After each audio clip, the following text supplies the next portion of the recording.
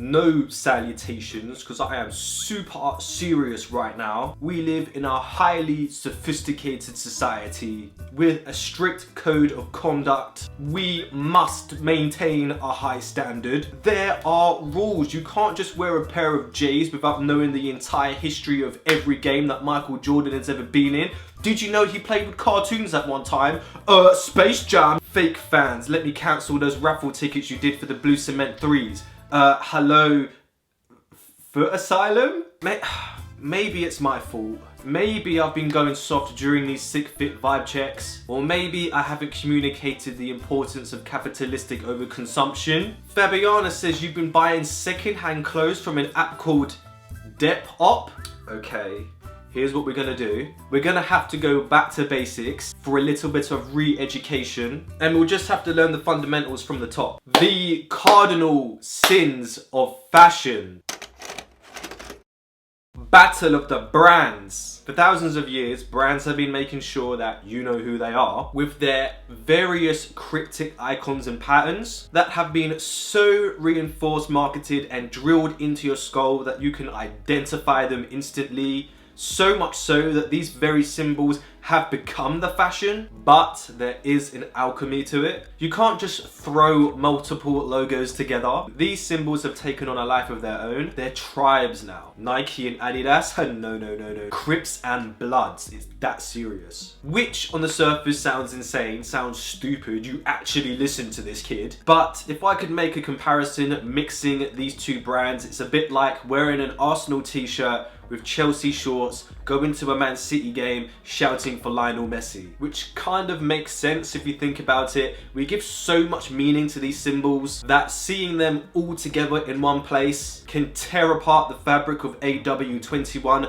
space-time. There is too much streetwear in one place. What do you do with all of that power? You run the risk of looking like a walking ad board. So I would personally recommend 1 to 2 logos in an outfit. Any more than that, then you are a lawless madman. Don't wear skate if you don't supreme. So this is a topic that has divided the room since the conception of the hype beast, when in reality fashion has been appropriating and taking inspiration from subcultures as a means to convey a message or to express themselves since forever, in turn blurring the lines between a piece's intended purpose and somewhat putting a transformative spin on the whole thing. Don't wear Supreme if you don't skate. On the surface is fair enough. It is at heart a skate brand, and it may look like a lot of people only wear Supreme because it's hyped, it's popular. However, Supreme is a brand through and through. Heavy emphasis on the word brand there. A business, a company. Saying that though, their approach to clothing and their popularity hasn't gone unchecked or unnoticed. Even today, in my opinion, Supreme is still poking fun at their fan base by collaborating with brands so far removed from skate culture and making accessories that make you question the whole idea of don't wear Supreme if you don't skate. Oreos, toothpaste, binoculars, you pervert. The lines have been blurred here, sheeple. Like, what are you gonna say? Don't eat Oreos if you don't skate. You're not allowed to brush your teeth if you can't do a pop shove it. The argument of don't wear A if you don't B ends right there for me. Supreme might represent skate culture and people appropriating that or stealing the culture. In my opinion, is a little bit mad. If something gets popular for whatever reason, then that's just how it is. What are you gonna do? Stand outside the Supreme store and not let people in, unless they can do a Tony Hawk 900-degree spin on the fly. This ain't X Games, fam. It's a clothing store. Feel free to disagree. I do see both sides of the argument here, but that's just my final stance on it. There are so many examples of brands being taken out of context, either by themselves or a subculture or community. Palace brought out an entire golf collection, like what, don't play golf if you don't skate. Although knowing Palace, they probably did it for the memes. Stone Island has been hijacked by football casuals and hooligans since the 80s. I'm a part of the West Ham firm, you don't want to mess with me, let's have a little bit of a rock. Chrome Hearts, a brand originally created by bikers for bikers, now a symbol of high-end streetwear worn by artists and fashion kids alike.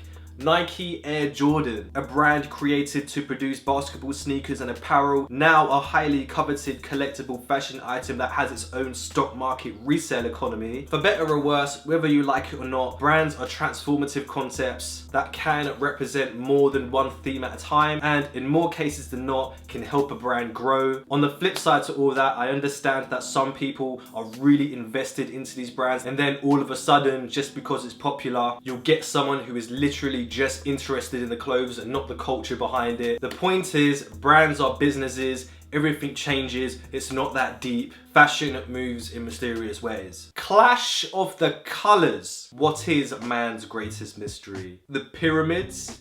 UFOs? The city of Atlantis? No, it's trying to figure out what colours to wear together. Here's a handy wheel explaining what complements each other, but it's really just a fashion Ouija board where you ask spooky spectres what colours to wear today. Looking at this wheel is so jarring. I feel like giving it a spin like it's the Wheel of Fortune and just take my chances.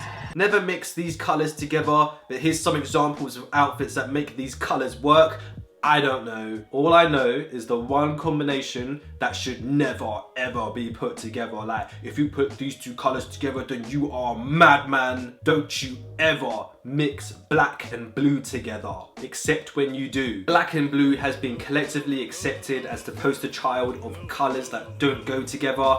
Yo, that fit kind of fire though. Another colour combination that gets a bit of aggro is silver and gold. Don't mix your metals. But if I've learned anything from researching colour clashing today, is that on paper, yeah, the colours don't work, but at the end of the day, it's down to the context of the outfit that actually makes it work. So I don't know what I'm trying to say here. Colours clash, but at the same time, they don't. Quick fire sins. I asked my Instagram audience about what fashion sins they swear by, and oh boy, do you have some opinions. So to round off the cardinal sins of fashion, I'm just going to list some ones I found interesting for my and your amusement. Black socks with white shoes, socks and sliders, double, triple denim, muscle fit tops, heart shoe bad, baggy jeans with runners, skinny jeans with chunky shoes, the chunky feeler shoe, wearing minimal, and whatever the